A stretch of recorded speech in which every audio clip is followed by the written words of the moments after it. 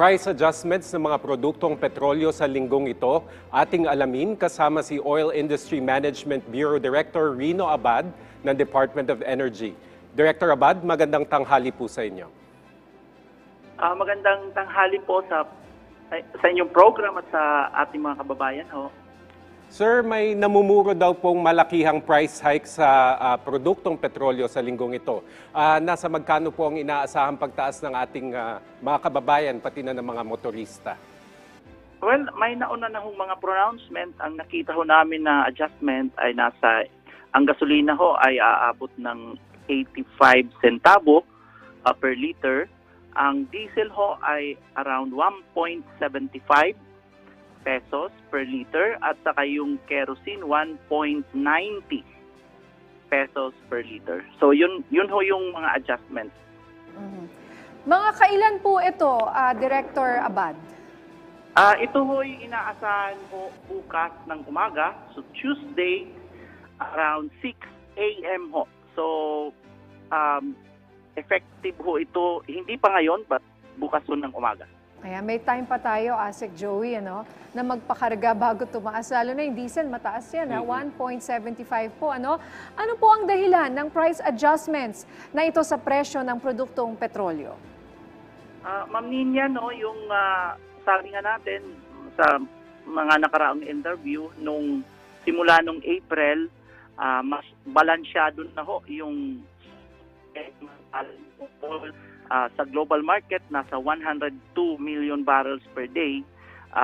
Kadahilanan yan na natanggal na ho ng OPEC Plus yung oversupply nung first month nung taon na to, na around 2.2 million barrels per day. So dahil masyado hong tight, ang inaasahan mo natin sa maraming interview natin, sinabi natin na ang price ho ng petroleum products will be very volatile. Ito ho talaga yung every week magsiswing ho ang price depende sa mga reports involving oil. At ito na nga, taas baba ho ang na-experience natin hanggang ngayon. In fact, last week, yung naging rollback ho, kadahilan lang ho yung report, disappointing report lang ho ng OPEC Plus na magbabalik sila, ibabalik nila yung 2.2 million daw, simula October this year hanggang end of September next year. Pero at the onset lang ho yun ng mga sentiment lang. Ngayon ho, nagbabalik uli yung correction ng market dahil wala pa ho namang actual in terms of fundamental volume ng supply. Wala hong nababago. Nasa 102 million barrels po ang supply at almost ganun din ho ang consumption. So we'll be expecting for probably at the end of September, unless may ibang factor na makaapekto sa oil, we'll be expecting na ang ating price on a weekly basis will be volatile at saka ibig sabihin pataas, pababa. Hindi ho natin masigurado ang trend. So, nabanggit nyo yung volatility, Director, no? So, hindi din natin masabi kung tataas o bababa. Pero ano po kaya yung makakaapekto sa presyo sa mga susunod na linggo o susunod na buwan?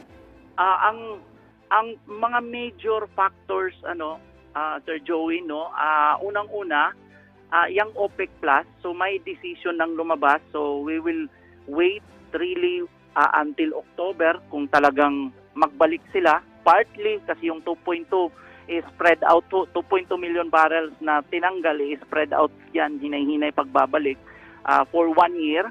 So that's the number one fundamental factor na pwedeng makaapekto sa supply. Pangalawa, yung interest hike, interest cut. So recently, pangako ng US, magre-review sila this month, sa June. Nangyari na ho last week. But ang naging decision ay i-retain status quo, and the next review will be scheduled on December pa ho. So for now, the fundamental factors, wala ho tayong may Japan ho na hinihintay lang, so probably that will make the difference in the coming days kasi ngayong June din ho ang review. But ultimately, yung dalawang factor na yan, malaki ho kasi yung parte ng US dyan at wala na ho, tapos na sila. mukhang magiging very volatile ho talaga ito, Sir Joey. Depende na lang ho kung ano yung mga non-fundamental factors na pwede makaapekto, like sinasabing inventory build-up sa China at sa US. So these are temporary cases. So we'll be expecting temporary cases that will affect the price on a weekly basis. Director Abad, yung pong supply and demand ng petrolyo sa malalaking bansa po sa ngayon, you mentioned US, China, kumusta naman po ang kanilang supply and demand sa ngayon? Well, ang sitwasyon ho ng US, if we remember nung month of May, meron hong inventory build-up, meaning humina ho ang kanilang consumption. But then again, nabawi ho again yan sa simula ng June. Kapareho din sa China, mahina ang importation nung May. But again, unti-unting nababawi yung consumption na yan, tumataas ngayong June. So ito yung yan, sinasabi kong mga temporary cases. Hindi ito fundamental in nature. Ang fundamental ho talaga na magkabangga ay yung supply, which is usually controlled by the OPEC Plus, at saka yung interest rate setting na ginagawa ho ng European Central Bank, US, China, at saka itong malalaking bansa like Japan. So again, wala hong pagbabago recently yung US. December ho ang next na review. Japan will be expecting ngayong June may mangyayari, but hindi pa natin alam kung anong ilalabas nila. So for the meantime, ang masasabi ko, temporary issues ho ang makakaapekto sa price, and that will be on a weekly basis. Director, magkakaroon po ba ng epekto itong volatility sa trading in the coming weeks? So magkakaroon ba, sabi nyo hindi natin masasabi kung magkakaroon ng further increase o magkakaroon ng rollback. Pero ano po ang magiging epekto nito sa trading in general? Well, sa trading in general, no, Sir Joey, ang projection when you look at reports ng Global Platts, halimbawa, McKinsey, palagi hong lumalabas yung range ng crude oil price from the range of $80 to $90. Ngayon ho, nasa $82 ho tayo. This is the bottom ng range na yan. But then again, dahil nandyan ho tayo at fundamentally wala ho talagang na mangyayari. So probably we will remain at this range. Ang maganda sana kung nandun lang palagi tayo sa bottom 80, no? 80 to 83, 84. And that will maintain our price and prevailing price sa level ng 60 for diesel, 57 to 60 din almost yung ating gasolina. Probably nasa 72 ang ating kerosene. So that will be the prevailing for the coming weeks.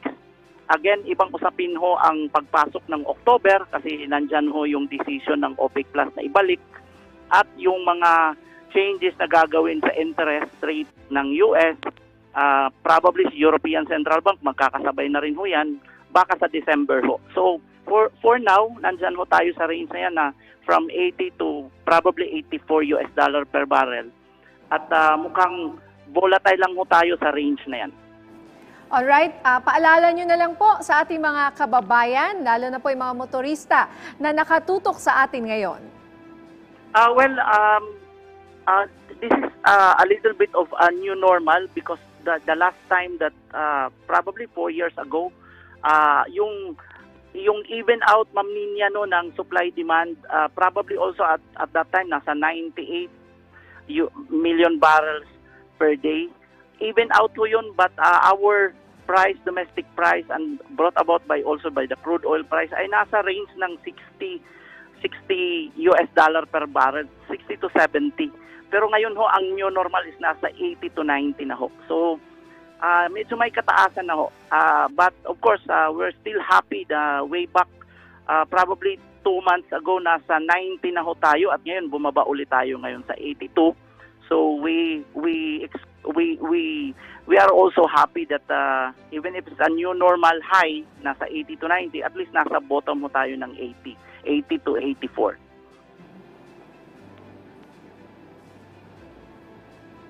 Alright, maraming salamat po sa inyong oras. Oil Industry Management Bureau Director Rino Abad ng Department of Energy.